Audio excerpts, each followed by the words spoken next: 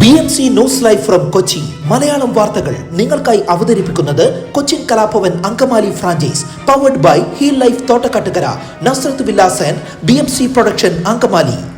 നമസ്കാരം, BMC radio Malayalam വാർത്തകളിലേക്ക് സ്വാഗതം. ഞാൻ ധനുകൃഷ്ണ.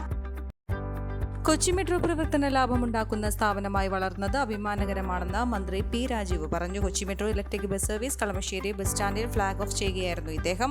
ഹൈബീഡൻ MP MLA-മാരായ KN ഉണ്ണികൃഷ്ണൻ, അൻവർ സാദത്ത്, കളമശ്ശേരി നഗരസഭാ chairperson Seema Kannan, planning board അംഗം Jamal Manakkadan, Kochi metro rail limited managing director Loknath Behera, additional general manager TG Gokul തുടങ്ങിയവർ സംസാരിച്ചു. വ്യാഴാഴ്ച രാവിലെ മുതൽ ആലുവ എയർപോർട്ട് റൂട്ടിലും കളമശ്ശേരി റൂട്ടിലും സർവീസ് നടത്തും. തുടർന്ന് ഘട്ടം ഘട്ടമായി മറ്റ് റൂട്ടുകളിലും സർവീസ് ആരംഭിക്കും. Aluva airport, Kalamassery medical college, high court MG road circular, Kadavanthra KP Vallon road circular, Kakkanad water metro info park, Kinfra park, collectorate റൂട്ടുകളിലാണ് തുടക്കത്തിൽ സർവീസ് ആരംഭിക്കുന്നത്. ആലുവ എയർപോർട്ട് റൂട്ടിൽ 80 രൂപയും മറ്റ് റൂട്ടുകളിൽ 5 കിലോമീറ്റർ യാത്രയ്ക്ക് മിനിമം 20 രൂപയുമാണ് പൂർണ്ണമായും എയർ കണ്ടീഷൻ ചെയ്ത ഇലക്ട്രിക് ബസ്സിലെ യാത്രാ നിരക്ക്. കൊച്ചി മെട്രോ, വാട്ടർ മെട്രോ സ്റ്റേഷനുകളിലേക്കുള്ള first mile, last mile connectivity വർദ്ധിപ്പിക്കാനുള്ള നീക്കത്തിന്റെ ഭാഗമായാണ് 15 ഇലക്ട്രിക് ബസ്സുകൾ വാങ്ങി കൊച്ചി മെട്രോ സർവീസ് നടന്നത്. എയർപോർട്ട് റൂട്ടിൽ 4 ബസ്സുകളും, കളമശ്ശേരി റൂട്ടിൽ 2 ബസ്സുകളും, ഇൻഫോ പാർക്ക് റൂട്ടിൽ 1 ബസ്സും, കളക്ടറേറ്റ് റൂട്ടിൽ 2 ബസ്സും, ഹൈക്കോർട്ട് റൂട്ടിൽ 3 ബസ്സും, കടവന്ത്ര റൂട്ടിൽ 1 ബസ്സുമാണ് സർവീസ് നടത്തുന്നത്. എയർപോർട്ട് റൂട്ടിൽ തിരക്കുള്ള സമയങ്ങളിൽ 20 മിനിറ്റ് ഇടവിട്ടും തിരക്കില്ലാത്ത സമയങ്ങളിൽ 30 മിനിറ്റ് ഇടവിട്ടും സർവീസുകൾ ഉണ്ടാകും. രാവിലെ 6:45 സർവീസ് ആരംഭിക്കും. രാത്രി 11 എയർപോർട്ടിൽ നിന്ന് ആലുവയ്ക്കുള്ള അവസാന സർവീസ്. കളമശ്ശേരി മെഡിക്കൽ കോളേജ് റൂട്ടിൽ 30 മിനിറ്റ് ഇടവിട്ടും സർവീസ് ഉണ്ടാകും. രാവിലെ 8:30 മുതൽ വൈകിട്ട് 7:30 വരെയാണ് service. Kakkanad water metro, KINFRA, info park റൂട്ടിൽ രാവിലെ 8 മുതൽ വൈകിട്ട് 7 വരെ 25 മിനിറ്റ് ഇടവിട്ട സർവീസ് ഉണ്ടാകും. പറവൂർ നഗരസഭയിലെ തൊഴിലുറപ്പ് പദ്ധതി തൊഴിലാളികൾക്ക് വേതനം ലഭിച്ചിട്ട് 3 മാസം പിന്നിട്ടു. വേതനം മുടങ്ങിയതോടെ തൊഴിലാളികൾ കടുത്ത പ്രതിസന്ധിയിലായി. കഴിഞ്ഞ ഒക്ടോബർ മുതൽ ഡിസംബർ വരെയുള്ള കാലയളവിൽ ജോലി ചെയ്തതിന്റെ കൂലിയാണ് ഇനിയും ലഭിക്കാത്തത്. തൊഴിലുറപ്പ് പദ്ധതിയിൽ 194 തൊഴിലുറപ്പ് ജോലിക്കാരാണ് ജോലി ചെയ്തു വരുന്നത്. വേതനവിഹിതം സർക്കാരിൽ നിന്ന് ലഭിക്കുന്നതിലെ കാലതാമസമാണ് പ്രതിസന്ധിക്ക് കാരണം. ഈ ഇനത്തിൽ 35.36 ലക്ഷം രൂപ ലഭിക്കാനുണ്ട്.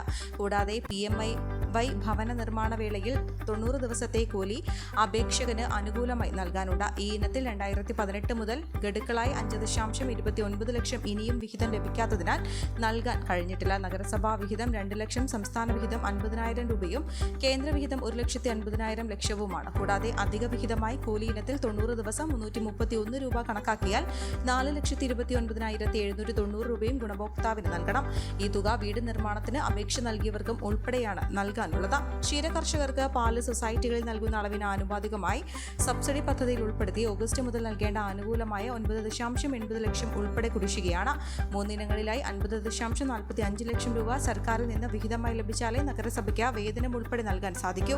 നഗരസഭയിൽ അടിയന്തരമായി ലഭിക്കേണ്ട 50.45 ലക്ഷം രൂപ അനുവദിക്കണമെന്ന് ആവശ്യപ്പെട്ട് വകുപ്പ് മന്ത്രിക്കും ധനമന്ത്രിക്കും ഉടൻ കത്ത് നൽകുമെന്നും നഗരസഭാ ചെയർപേഴ്സൺ ബീന ശശിധരൻ പറഞ്ഞു. നിലവിൽ തൊഴിലുറപ്പ് തൊഴിലാളിയുടെ പ്രതിദിന കൂലി 331 രൂപയാണ് നൽകി വരുന്നത്.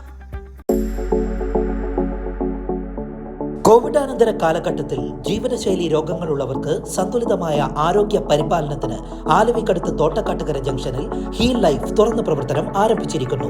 ഫിസിയോതെറാപ്പി, സൈക്കോളജി, ആയുർവേദ ചികിത്സകൾക്കായി 8089011772 ബന്ധപ്പെടാവുന്നതാണ്.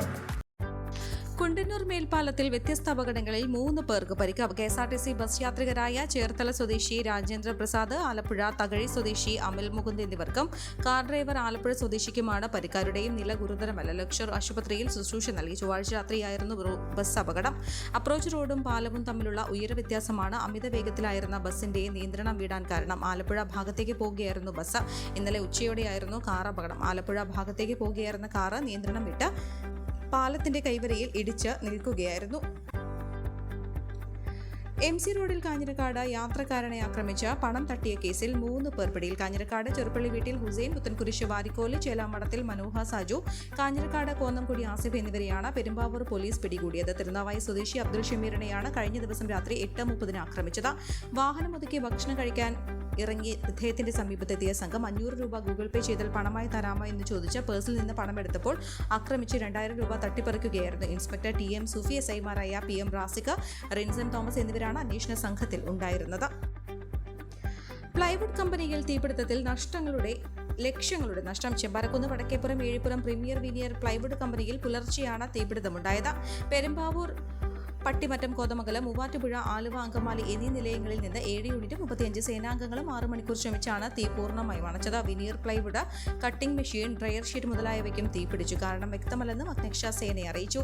ജില്ലാ fire officer K Harikumar, station ഓഫീസർമാരായ NH അസൈനാർ, PN സുബ്രഹ്മണ്യൻ എന്നിവരുടെ നേതൃത്വത്തിലാണ് തീയണച്ചത്. Mudikkal പറയൻകുടി PA ഉമ്മറിന്റേതാണ് company. ഈ വാർത്തയോടുകൂടെ BMC റേഡിയോ മലയാളം വാർത്തകൾ സമാപിക്കുന്നു. നന്ദി, നമസ്കാരം.